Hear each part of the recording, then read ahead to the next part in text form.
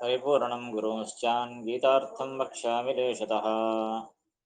परिपूर्णं गुरुंश्चान् गीतार्थं वक्ष्यामि लेशतः। परिपूर्णं गुरुंश्चान् गीतार्थं वक्ष्यामि लेशतः। समस्तगुणसम्पूर्णं सर्वदोषविवर्जितं समस्तगुणसम्पूर्णं सर्वदोषविवर्जितं समस्तगुणसम्पूर्णं सर्वदोषविवर्जितं नारायणं नमस्कृत्य गीतातात्पर्यमुच्यते। नारायणं नमस्कृत्य गीतातात्पर्यमुच्यते। नारायणं नमस्कृत्य गीतातात्पर्यमुच्यते। पादमौलिपर्यन्तं गुरूणामाकृतिं स्मरेत् तेन विघ्नाः प्रणश्यन्ति सिद्ध्यन्ति च मनोरथाः। आपादमौलिपर्यन्तं गुरूणामाकृतिं स्मरेत् तेन विघ्नाः प्रणश्यन्ति सिद्ध्यन्ति च मनोरथाः। द्वितीयाध्यायము 65వ శ్లోకం. प्रसादे सर्वदुःखानां प्रसादे सर्वदुःखानां हानिरस्योपजायते हानिरस्योपजायते प्रसन्नचेतसो ह्याशु प्रसन्नचेतसो ह्याशु प्रसन्नचेतसो ह्याशु बुद्धिः पर्यवतिष्ठते. बुद्धिः पर्यवतिष्ठते बुद्धिः पर्यवतिष्ठते। వెనకటి శ్లోకంలో ఏం చెప్పారు? రాగద్వేషవయుక్తైస్తు విషయాన్ ఇంద్రియైశ్చరన్ ఆత్మవశ్యైర్ విధేయాత్మ ప్రసాదమధిగచ్చతి.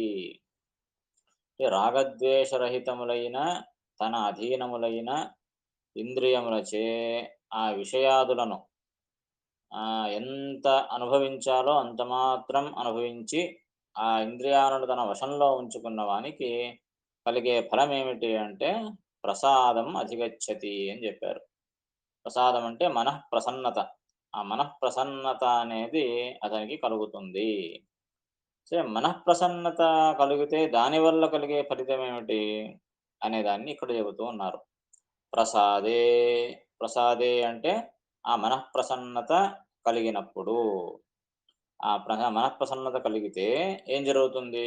ప్రసన్న చేతసః, ఆ విధంగా ప్రసన్నమైన చేతస్సు కలవాని యొక్క, ఆ ప్రసన్న చేతస్కుడు అంటే మనఃప్రసాదం పొందిన వాని యొక్క బుద్ధి ఆశు పర్యవతిష్టతే. బుద్ధి అంటే అతని యొక్క జ్ఞానం, అపరోక్ష జ్ఞానం అని తీసుకోవచ్చు. అది ఆశు అంటే వేగముగా శీఘ్రముగా పర్యవతిష్టతే, అది పరిపూర్తి అవుతుంది. అంటే ఆ అపరోక్ష జ్ఞానం అనేది సాధ్యమవుతుంది అని అర్థం. ఆ అపరోక్ష జ్ఞానం వల్ల ఏం కలుగుతుంది అంటే తతః అస్య సర్వదుఃఖానాం హాని ఉపజాయతే. తతః ఆ అపరోక్ష జ్ఞానం తర్వాత అస్య ఇతనికి సర్వదుఃఖానాం హాని, సమస్త దుఃఖముల యొక్క హాని అంటే నాశము ఉపజాయతే కలుగుతుంది అని శ్లోకం యొక్క భావం. శ్రీమదాచార్యులు భాష్యంలో ఏ విధంగా వివరిస్తున్నారు చూడండి. కథం ప్రసాదమాత్రేణ సర్వదుఃఖహాని. कथं प्रसादमात्रेण सर्वदुःखहानिः कथं प्रसादमात्रेण सर्वदुःखहानिः అంటే ప్రసన్న చేతస్కుడు అని చెప్పారు. మనస్సు ప్రసన్నత సాధ్యమైతే సమస్త దుఃఖముల యొక్క నాశం ఎలా కలుగుతుంది అనేది ప్రశ్న. కథం ప్రసాదమాత్రేణ సర్వదుఃఖహాని. శ్లోకంలో ఏమో ప్రసాదే సర్వదుఃఖానాం హాని అని ఉంది శ్లోకంలో. అంటే మనఃప్రసాదత ఏర్పడితే దానివల్ల సమస్త దుఃఖములు నాశమవుతాయి. మనఃప్రసన్నత ఏర్పడడం వల్ల సమస్త దుఃఖముల హాని ఎలా కలుగుతుంది అంటే దానికి స్టెప్స్ చెబుతూ ఉన్నారు. ప్రసన్న చేతసో హి प्रसन्नचेतसो हि బుద్ధి పర్యవతిష్టతి. बुद्धिः पर्यवतिष्ठति बुद्धिः पर्यवतिष्ठति బ్రహ్మాపరోక్ష్యేణ సమ్యక్ స్థితిం కరోతి. ब्रह्मापरोक्षेण सम्यक् स्थितिं करोति ब्रह्मापरोक्षेण सम्यक् स्थितिं करोति ప్రసన్న చేతస్కుడవుతే అంటే మనస్సు యొక్క ప్రసన్నత సాధ్యమవుతే దానివల్ల ఏం కలుగుతుంది? ప్రసన్న చేతసో హి, ఆ ప్రసన్న చేతస్కుడైన వానికే కదా, హి అంటే అదే కదా అన్నట్టుగా. ఆ ప్రసన్న చేతస్కుడైన వానికే కదా బుద్ధి పర్యవతిష్టతి. బుద్ధి పర్యవతిష్టతి అంటే అర్థం ఏమిటి? బుద్ధి అంటే బ్రహ్మ పరోక్షేణ సమ్యక్ స్థితిం కరోతి అని అర్థం. శ్లోకంలో బుద్ధి పర్యవతిష్టతి అని ఉంది. దాని అర్థం ఏమిటి? బ్రహ్మాపరోక్షేణ సమ్యక్ స్థితిం కరోతి అని అర్థం. సో బుద్ధి అనే శబ్దానికి ఏమర్థము? బ్రహ్మాపరోక్షము, అపరోక్ష జ్ఞానము అని అర్థం. ఆ అపరోక్ష జ్ఞానము సమ్యక్ స్థితిం కరోతి. బ్రహ్మాపరోక్షం కలగడం వల్ల, అపరోక్ష జ్ఞానం కలగడం వల్ల సమ్యక్ స్థితిం కరోతి. ఆ మనస్సు నిశ్చలమైపోతుంది. ఎవరికైతే మనస్సు యొక్క ప్రసన్నత కలుగుతుందో అతనికి ఆ అపరోక్ష జ్ఞానం సాధ్యమవుతుంది. ఎవరికి ఆ అపరోక్ష జ్ఞానం సాధ్యమవుతుందో అప్పుడు ఆ మనస్సు నిశ్చలమైనటువంటి స్థితిని చేరుకుంటుంది. సరే ప్రసాదం అంటే ఏమిటి ఇంతకు? ఏం తినే ప్రసాదమా? ఏమిటి ప్రసాదము? అంటే దానికి అర్థం చెప్తూ ఉన్నారు. ప్రసాదో నామ ప్రసాదో నామ ప్రసాదో నామ స్వతోపి ప్రాయః విషయా గతిః. స్వతోపి ప్రాయః విషయా గతిః స్వతోపి ప్రాయః విషయా గతిః. ప్రసాదము మనఃప్రసన్నత ఏర్పడుతుంది అంటే, ప్రసాదం అంటే ఏమర్థము? అంటే ప్రసాదో నామ, ప్రసాదము అంటే స్వతోపి ప్రాయః విషయ అగతిః. స్వతోపి అంటే స్వాభావికంగా, విషయ అగతి విషయముల పట్ల వెళ్ళకుండా ఉండడం. సో మనస్సు ప్రసన్నమవుతుందంటే అర్థం ఏమిటి? మనస్సు విషయ సుఖముల పట్ల వెళ్ళదు. అది కూడా ఎలాగా అంటే స్వతోపి స్వాభావికంగా. అంటే మనకు చాలా కష్టపడాలి మనమైతే. ఆ మనస్సు ప్రసన్నత కలగడం కొరకు, మనస్సు ఏకాగ్రత కొరకు, ఆ మనస్సును విషయ పదార్థముల నుండి వెనుకకు మరలింపజేయడానికి చాలా కష్టపడాలి. కానీ ఈ సాధన పూర్తి అయిన వానికి అంటే ఈ మనఃప్రసాదం ఎవరికి ఏర్పడుతుంది గదా! మనఃప్రసాదం అంటే అర్థం ఏమిటి? సునాయాసంగా స్వతోపి అంటే స్వాభావికంగా అని అర్థం. అతనికి స్వాభావికంగా మనస్సు విషయ సుఖముల పట్ల వెళ్ళనే వెళ్ళదనమాట. దాన్ని మనఃప్రసన్నత అంటారు. అది గొప్ప విషయం. సో, ప్రయత్నం చేయకుండా అప్రయత్నంగా, అనాయాసంగా, స్వాభావికంగా విషయ సుఖముల పట్ల అతని మనస్సు వెళ్ళనే వెళ్ళదు. మనమైతే చాలా కంట్రోల్ చేసుకోవాలి. అబ్బా! ఇంతమంది తింటూ ఉంటే ఏకాదశి నాడు ఎలా కూర్చోవాలయ్యా మనము? చాలా కష్టం. అబ్బా! అబ్బా! అనుకుంటుంటాం. చాలా కష్టమయ్యా ఉపవాసం ఉండడము. అయ్యో! ఇంకా అయిపోయి ఇంకా ఇంకా ఒక గంట ఉంది, 2 గంటలుంది, 3 గంటలుంది. అయ్యో! వ్రతం కాలేదే, ఇంకా 10 రోజులుందే, ఇంకా వారం రోజులుందే. ఇలా అత్యంత కష్టం పైన మనస్సును నిగ్రహించుకుంటూ ఉంటాం. చుట్టూ ఉండేవాళ్ళు తింటూ ఉంటారు. మనం తినలేము. బయటికెళ్ళలేము. తినకూడదని చెప్తారు. ఏందయ్యా ఈ అవస్థ అనుకుంటూ, తిట్టుకుంటూ ఏదో ఒక విధంగా మనము వ్రతాలను, నియమాలను, ఉపవాసాలను పూర్తి చేస్తాం. కానీ ప్రసన్నత సాధ్యమైన వానికి సునాయాసంగా, స్వాభావికంగా మనస్సు అవతలికి వెళ్ళనే వెళ్ళదు. ఇది మనఃప్రసన్నత ఉన్నవానికి, లేనివానికి ఉండేటటువంటి తేడా. ప్రసాదో నామ స్వతోపి ప్రాయః విషయ అగతిః. సామాన్యంగా మన ప్రయత్నము లేకుండానే ఆ విషయ పదార్థముల పట్ల మనస్సు ఆకర్షితము కాకుండా ఉంటుంది. ఇది మనఃప్రసన్నత అంటే అర్థం.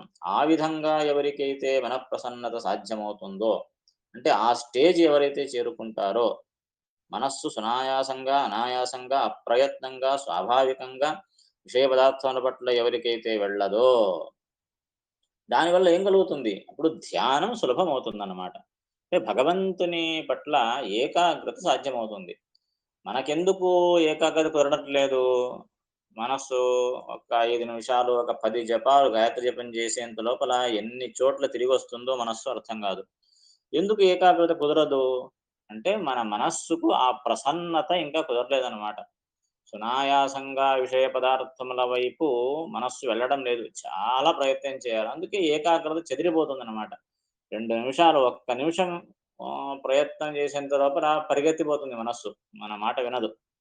ఇది మనకు ఉండేటటువంటి అవస్థ. అలా ఎవరికైతే మన ప్రసన్నత ఏర్పడిందో వాళ్లకు ధ్యానం సులభమైపోతుందనమాట. భగవంతుని యొక్క ధ్యానము సులభమవుతుంది. ఆ ధ్యానం సులభమైతే మనస్సు ఏకాగ్రతతో ఆ భగవంతుని ధ్యానిస్తూ ఉన్నప్పుడు భగవంతుడు ప్రసన్నుడై తన అపరోక్షాన్ని ప్రసాదిస్తాడు. అప్పుడు దానివల్ల అపరోక్ష జ్ఞానం లభిస్తుంది. అంటే మన ప్రసన్నత యొక్క ఫలితం ఏమిటి? అపరోక్ష జ్ఞానం. దేని ద్వారా? ధ్యానం ద్వారా. ధ్యానం ఎందుకు సాధ్యమైంది? మనస్సు యొక్క ఏకాగ్రత వల్ల. మనస్సుకు ఏకాగ్రత ఎందుకు సాధ్యమైంది? మన ప్రసన్నత రావడం వల్ల. ఆ మన ప్రసన్నత అంటే ఏమిటి? అనాయాసంగా మనస్సు ఆ విషయముల పట్ల వెళ్ళకుండా ఉండడము. ఆ విధంగా ధ్యానం ద్వారా బ్రహ్మాపరోక్షం. ఆ అపరోక్షం ద్వారా సర్వ దుఃఖ నాశము. ఈ స్టెప్స్ కనుక ప్రసన్న చేతస్కునికి సమస్త దుఃఖములు నశిస్తాయి అంటే అర్థం ఏమిటి? మధ్యలో ఎన్ని స్టెప్స్ ఉన్నాయి? మనస్సు ప్రసన్నత పొందితే ధ్యానం సర్వసాధ్యమవుతుంది. ధ్యానం సర్వసాధ్యమవుతే అపరోక్ష జ్ఞానం లభిస్తుంది. అపరోక్ష జ్ఞానం వల్ల సమస్త దుఃఖములు నశిస్తాయి అనే ఉద్దేశంతో శ్రీకృష్ణుడు ఇలా చెప్తూ ఉన్నాడు. ప్రసాదే సర్వదుఃఖానాం హానిరస్యోపజాయతే. ఎందుకు అంటే ప్రసన్నచేతసో హి ఆశు బుద్ధి ఒకటి మొదటి లైన్ ఏమిటి? స్టేట్మెంట్. ప్రసాదే సర్వదుఃఖానాం హానిరస్యోపజాయతే అనేది స్టేట్మెంట్. ఏమిటి? మన ప్రసన్నత కలిగిన వానికి సమస్త దుఃఖముల యొక్క నాశం కలుగుతుంది అని స్టేట్మెంట్. ఎందుకయ్యా మన ప్రసన్నత ఉన్నవానికే ఎందుకు ఈ సర్వదుఃఖ నాశము ఎలా కలుగుతుంది అంటే దానికి కారణము రెండవ లైను. ఎందుకు? ప్రసన్న చేతసో హి. అందుకే చూడు ఆ హి అనే ఒక అక్షరం కూడా ఎంత విషయాన్ని మనకు అందిస్తుంది. హి అంటే కదా! ఏమి కదా? ప్రసన్న చేతసో హి అంటే ఆ ప్రసన్న చేతస్కునికే కదా బుద్ధి అనేది పర్యవతిష్ఠతి. ఆ ప్రసన్న చేతస్కునికే గదా అపరోక్ష జ్ఞానం అనేది కలిగి, ఆ మనస్సు భగవంతుని పట్ల ఏకాగ్రతతో ఉండేది అని అంటున్నారు. అంటే ఇలా మనస్సు ఏకాగ్రతతో ఉండడం వల్ల ధ్యానం సాధ్యమై, దాని ద్వారా అపరోక్ష జ్ఞానాన్ని పొంది, దాని ద్వారా దుఃఖము నాశమవుతుంది. కనుక ప్రసాదే సర్వదుఃఖానాం హానిరస్యోపజాయతే అనే స్టేట్మెంట్‌ను సమర్థించడానికి ఈ రెండవ లైను శ్లోకంలో ఉన్నది అని శ్రీమదాచార్యుల వ్యాఖ్యానం. అర్థమైంది కదా! హ్మ్. ప్రసాదే సర్వదుఃఖానాం ప్రసాదే సర్వదుఃఖానాం హానిరస్యోపజాయతే. హానిరస్యోపజాయతే. హానిరస్యోపజాయతే. ప్రసన్నచేతసో హ్యాశు ప్రసన్నచేతసో హ్యాశు. ప్రసన్నచేతసో హ్యాశు. బుద్ధిః పర్యవతిష్ఠతి. బుద్ధిః పర్యవతిష్ఠతి. బుద్ధిః పర్యవతిష్ఠతి. ఈ విధంగా బ్రహ్మ అపరోక్షాన్ని పొంది, దాని ద్వారా మోక్షాన్ని పొంది, అందులో మోక్షంలో ఇక సమస్త దుఃఖములు నాశమవుతాయి అనే విషయాన్ని ఈ శ్లోకంలో చెప్పి, ఇలా ఒకవేళ అలా మనఃప్రసన్నత సాధ్యం కాకపోతే ఏమవుతుందయ్యా అనేదాన్ని తర్వాతి శ్లోకంలో చెప్తూ ఉన్నారు. నాస్తి బుద్ధిరయుక్తస్య నాస్తి బుద్ధిరయుక్తస్య. నాస్తి బుద్ధిరయుక్తస్య. నచాయుక్తస్య భావనా న చాయుక్తస్య భావనా. న చాయుక్తస్య భావనా. నచాభావయతః శాంతిః న చాభావయతః శాంతిః. న చాభావయతః శాంతిః. అశాంతస్య కుతః సుఖం. అశాంతస్య కుతః సుఖం. అశాంతస్య కుతః సుఖం. అంటే చూడండి, ఒకవేళ ఈ ఈ మనఃప్రసన్నత అనేది సాధ్యం కాకపోతే ఏమవుతుంది అంటే నాస్తి బుద్ధిః అయుక్తస్య. నాస్తి అంటే లేదు, ఏం లేదు. బుద్ధిః అయుక్తస్య నాస్తి. అయుక్తస్య అంటే ఏమిటి? యుక్తి లేనివానికి. యుక్తి లేనివానికి అంటే ఏమర్థము? ఈ చిత్త నిరోధము అనేటటువంటి మనఃప్రసన్నత అనే ఉపాయం లేనివానికి బుద్ధిః అపరోక్ష జ్ఞానమే లేదు. అపరోక్ష జ్ఞానం కలగదు అని అర్థం. నాస్తి అయుక్తస్య. అయుక్తం అంటే చిత్త నిరోధము, చిత్తం యొక్క కంట్రోల్, ఆ మనస్సు యొక్క కంట్రోల్ లేని వానికి భావన భావనము ఉండదు. భావనం అంటే ధ్యానం అని అర్థం. ధ్యానము లేదు. ధ్యానం లేకపోతే అభావయతః అంటే ధ్యానము లేని వానికి బుద్ధిః అపరోక్ష జ్ఞానం లేదు. అపరోక్ష జ్ఞానం లేకపోతే అబుద్ధేః అంటే అపరోక్ష జ్ఞానం లేకపోతే శాంతిః నచ శాంతినే లేదు. శాంతి అంటే అర్థం ఏమిటి? మోక్షము అని అర్థం. అపరోక్ష జ్ఞానం లేకపోతే శాంతి లేదు. అంటే మోక్షం లేదు. మోక్షం ఎవరికి లభించేది? అపరోక్ష జ్ఞానమైన వానికి మాత్రమే. కనుక అపరోక్ష జ్ఞానం లేదంటే మోక్షం లేదు. అశాంతస్య అంటే శాంతి లేని వానికి, శాంతి లేని వానికి అంటే మోక్షం లేని వానికి. అశాంతస్య అంటే మోక్షము లేకపోతే సుఖం కుతః? సుఖం ఎక్కడిది? కుతః అంటే ఎక్కడిది? మోక్షంలోనే దుఃఖరహితమైన, అనంతమైన ఆనందం మనకు దొరికేది. దాని కొరకే ఈ సాధన, ఈ ప్రయత్నము అంతా కూడా దాని కొరకే. సో, అటువంటి సుఖము దేని ద్వారా వస్తుంది? మోక్షంలో మాత్రమే వస్తుంది. మరి ఆ మోక్షము దేనివల్ల వస్తుంది? అపరోక్ష జ్ఞానం ద్వారా మాత్రమే లభిస్తుంది. మరి ఆ అపరోక్ష జ్ఞానం ఎలా లభిస్తుంది? ఆ ధ్యానం వల్ల మాత్రమే కలుగుతుంది. మరి ఆ ధ్యానం ఎలా కలుగుతుంది? అంటే మనఃప్రసన్నత వల్ల కలుగుతుంది. కనుక మనఃప్రసన్నత లేదు అంటే చిత్తం యొక్క ఏకాగ్రత కుదరదు. చిత్తం యొక్క ఏకాగ్రత కుదరదు అంటే ధ్యానం సాధ్యం కాదు. ధ్యానం సాధ్యం లేదంటే అపరోక్ష జ్ఞానం సాధ్యం కాదు. అపరోక్ష జ్ఞానం లేదంటే మోక్షం లేదు. మోక్షం లేదంటే ఇక సుఖమెక్కడిది?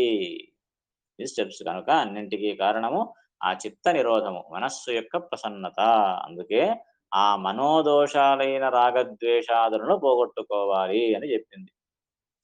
అన్నింటికి కారణం మనస్సు. ఆ మనస్సే మోక్షానికి కారణమవుతుంది ధ్యానం ద్వారా. కనుక ఆ మనస్సు యొక్క ఏకాగ్రత ముఖ్యం. మనస్సు ఏకాగ్రత దానికి కుదరాలి అంటే దాని యొక్క దోషాలు పోవాలి. దాని యొక్క దోషాలేమిటి? రాగము, ద్వేషము మొదలైనటువంటివి. కామక్రోధాదులన్నీ దాని యొక్క దోషాలు. మరి ఆ రాగద్వేషాదులు పోవాలంటే ఏం జేయాలి? అంటే దానికే ఆ సజ్జన సాంగత్యము, దుష్టుల యొక్క సాంగత్యాన్ని వదలడము, ఇవన్నీ దానికి సాధనాలనమాట. ఆ భగవంతుని యొక్క కథా కాలక్షేపము, శ్రవణ మననాదులు ఇవన్నీ ఆ మనస్సు యొక్క ఏకాగ్రత కొరకే. మనస్సు యొక్క మాలిన్యాన్ని తొలగించడానికే.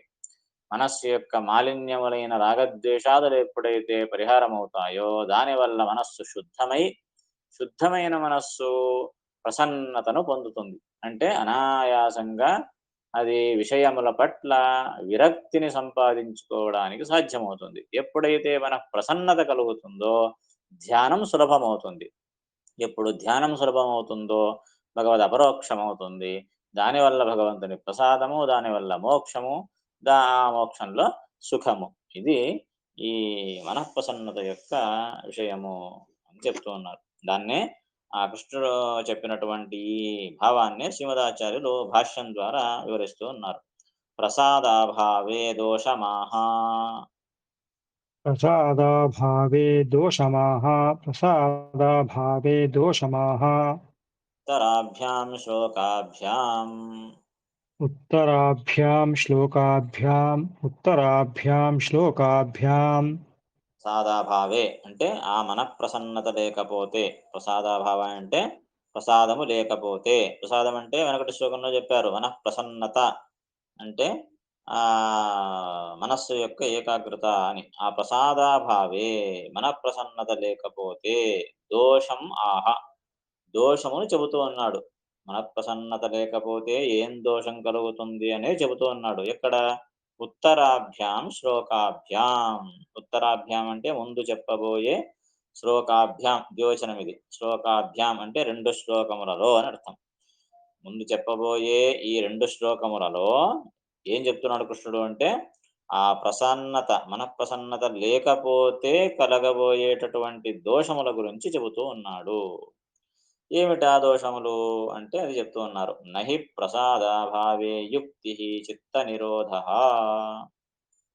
न हि प्रसादाभावे युक्तिः चित्तनिरोधः न हि प्रसादाभावे युक्तिः चित्तनिरोधः ఏమన్నారు? నాస్తి అయుక్తస్య నాస్తి అన్నారు. అయుక్తస్య నాస్తి. నహి నాస్తి అంటే ఏమిటి? నహి ప్రసాదాభావే వెనకటి శ్లోకం నుండి తెచ్చుకోవాలి. ప్రసాదము లేకపోతే అంటే మనఃప్రసన్నత లేకపోతే ఏముండదు? యుక్తి చిత్త నిరోధ నహి. యుక్తి నహి అని అర్థం. యుక్తి లేదు. యుక్తి లేదు అంటే అర్థం ఏమిటి? యుక్తి అంటే చిత్త నిరోధ, మనస్సు యొక్క నిరోధం, మనస్సు యొక్క ఏకాగ్రత అని అర్థం. ప్రసాదాభావే మనఃప్రసన్నత లేకపోతే ఆ చిత్త నిరోధము అనేది ఉండదు. మనస్సు యొక్క ఏకాగ్రత అనేది ఉండదు. ఆ మనస్సు యొక్క ఏకాగ్రత అంటే ఆ యుక్తి లేకపోతే ఏమవుతుంది అంటే, అయుక్తస్య చ బుద్ధిః సమ్యక్ జ్ఞానం నాస్తి. అయుక్తస్య చ బుద్ధిః సమ్యక్ జ్ఞానం నాస్తి. అయుక్తస్య చ బుద్ధిః సమ్యక్ జ్ఞానం నాస్తి. ఆ శ్లోకంలో అయుక్తస్య బుద్ధిః నాస్తి అని ఉంది. సో, అయుక్తస్య అంటే యుక్తి లేనివానికి. యుక్తి అంటే చిత్త నిరోధము. మనస్సు యొక్క ఏకాగ్రత. ఆ మనస్సు యొక్క ఏకాగ్రత లేనివానికి బుద్ధిః నాస్తి. బుద్ధిః అంటే సమ్యక్ జ్ఞానం అని అర్థం. సమ్యక్ జ్ఞానం నాస్తి. అపరోక్ష జ్ఞానమే కలగదు అని అర్థం సమ్యక్ జ్ఞానం అంటే. అపరోక్ష జ్ఞానం లేకపోతే ఎందుకుండదు అనేదాన్ని తదేవ ఉపపాదయతి నచాయుక్తస్యేతి. తదేవ ఉపపాదయతి న చాయుక్తస్యేతి. తదేవ ఉపపాదయతి న చాయుక్తస్యేతి. యుక్తి లేని వానికి అపరోక్ష జ్ఞానం ఎందుకుండదయ్యా అనేదాన్ని ఉపపాదయతి. తదేవ ఉపపాదయతి అంటే దాన్నే ఉపపాదిస్తూ ఉన్నారు. అంటే దాన్ని ఆ స్టెప్ బై స్టెప్ వివరిస్తూ ఉన్నారు అని అర్థం. ఎందుకు అయుక్తుడైన వానికి అపరోక్ష జ్ఞానం ఎందుకుండదు అనే దాన్ని వివరిస్తూ ఉన్నారు. నచ అయుక్తస్య ఇతి. అంటే నచ అయుక్తస్య భావన అని శ్లోకంలో ఉంది. నచ అయుక్తస్య భావన, నచ అభావయతః శాంతిః, అశాంతస్య కుతః సుఖం అని దాన్ని స్టెప్స్ అక్కడ చెబుతూ ఉన్నారు. సో, అయుక్తుడైన వానికి ఎందుకయ్యా ఈ అపరోక్ష జ్ఞానం ఉండదు అంటే, నచ అయుక్తస్య భావన. భావన అంటే ధ్యానము అని అర్థం. ఆ మనస్సు యొక్క నిరోధం లేకపోతే భావన ఉండదు. అంటే ధ్యానం సాధ్యం కాదు. నచ అభావయతః అంటే ఆ భావన లేని వానికి అంటే ఆ ధ్యానం లేని వానికి శాంతిః అంటే శాంతి లేదు. అంటే మోక్షం లేదు. అశాంతస్య అంటే ఆ మోక్షం లేని వానికి కుతః సుఖం. సుఖం ఎక్కడిది అని దానర్థం. దాన్నే శాంతి శబ్దానికి సమానమైన శాంతి, శాంతి ఏదో సహనం ఏదో ఎవరో చెప్పినట్లు శాంతి అంటే ఒక చెంప పైన కొడితే ఇంకో చెంపపై చూపించడము ఇదేనా శాంతి అంటే? అందుకే శాంతి అంటే అది కాదయ్యా. శాంతి శబ్దానికి అర్థం చెప్తున్నారు శ్రీమదాచార్యులు. శాంతిః ముక్తిః. శాంతిః ముక్తిః. శాంతిః ముక్తిః. శాంతిర్మోక్షోऽథ నిర్వాణం ఇత్యభిధానాత్. శాంతిర్మోక్షోऽథ నిర్వాణम् ఇత్యభిధానాత్. శాంతిర్మోక్షోऽథ నిర్వాణम् ఇత్యభిధానాత్.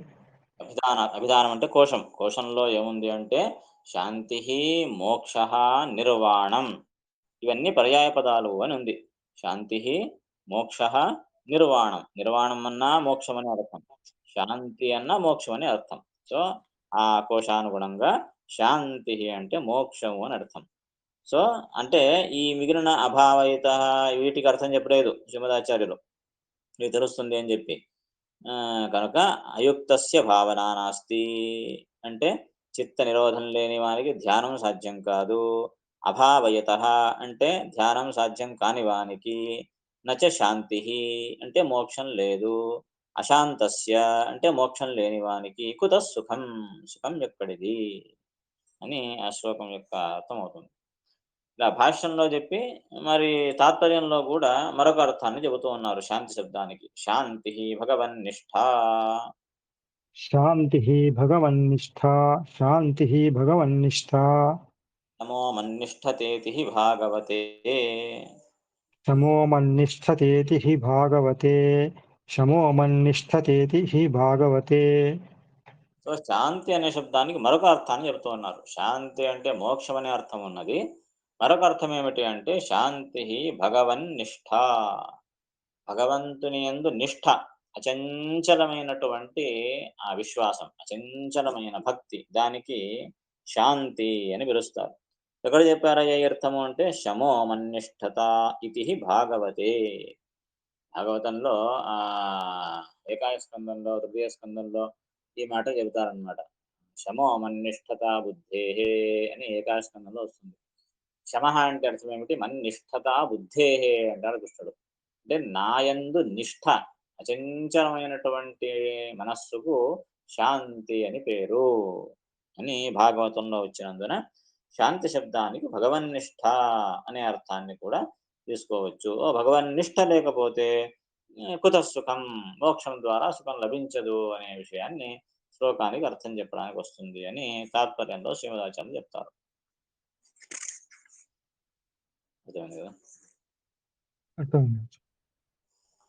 నాస్తి బుద్ధిరయుక్తస్య నాస్తి బుద్ధిరయుక్తస్య నాస్తి బుద్ధిరయుక్తస్య చాయుక్తస్య భావనా న చాయుక్తస్య భావనా న చాయుక్తస్య భావనా న చాభావయతః శాంతిః న చాభావయతః శాంతిః న చాభావయతః శాంతిః అశాంతస్య కుతః సుఖం. అశాంతస్య కుతః సుఖం అశాంతస్య కుతః సుఖం. అంశం ఉంటే అడగచ్చు.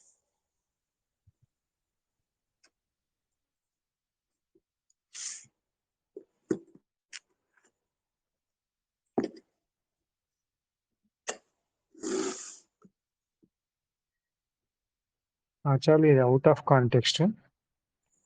మామూలుగా జనాలు ఆత్మకు శాంతి కలుగుగాక అని అంటారు కదా, అంటే ఈ లెక్కన అది కరెక్టే కదా ఆ పదం? అది నిజమైన అర్థం చేసుకుంటే అది ఈ ప్రసిద్ధార్థం ఉంది, ఇది లేదు అని కాదు. అంటే శాంతి అంటే ఈ శాంతంగా ఉండాలి అనే అర్థం లేదు అని కాదు. ఇక్కడ ఇది కాంటెక్స్ట్ అన్నమాట. ఈ సందర్భంలో శాస్త్రంలో చెప్పబడినటువంటి ప్రయోగించబడిన శాంతి శబ్దానికి అర్థం ఏమిటి అని ఇక్కడ వివరిస్తున్నాడు. ఎప్పుడైతే శాంతి లభిస్తుంది, శాంతి మనుష్యుడు ఈ చిత్త నిరోధం వల్ల, అవరోక్ష జ్ఞానం వల్ల శాంతిని పొందుతాడు అనే మాట ఎక్కడ వస్తుందో అక్కడ శాంతి శబ్దానికి మోక్షం అని అర్థము. ప్రధానమైన అర్థం అదే మోక్షము. మరి యొక్క అర్థము ఈ భగవన్నిష్ఠా బుద్ధి. ఇవి రెండు ప్రధానమైన అర్థాలు అని. లౌకిక వ్యవహారంలో శాంతి శబ్దానికి ఇది వచ్చింది, లేదని కాదు. వ్యవహారంలో అర్థం ఉన్నది, కానీ శాస్త్రీయంగా చేసినప్పుడు ఇది ప్రధానమైన అర్థం. ఓకే. నిజంగా మీరు చెప్పినప్పుడు ఆ అర్థం చేసుకుంటే మన ప్రార్థన ఆ విధంగా చేయాలి అనేది ఆ విషయానికి కరెక్టే. మీ మనిషికి అది ఆత్మకు శాంతి కలుగుగాక అంటే ఆత్మకు మోక్షం కలుగుగాక అని ప్రార్థించడం ఈ అర్థంలో సమంజసంగా ఉంటుంది. మనం ఆ విధంగా ప్రార్థించాలి కదా. ఆ వ్యక్తి సద్గతి కలగని, మోక్షం కలగని అని ప్రార్థించడం మన కర్తవ్యము, ఉద్దేశము కూడా. సో ఆ అర్థంలో దాన్ని తీసుకోవచ్చు.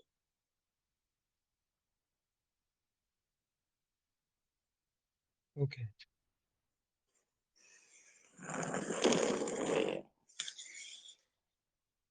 శ్రీకృష్ణార్పణమస్తు. నమస్కారం. హరే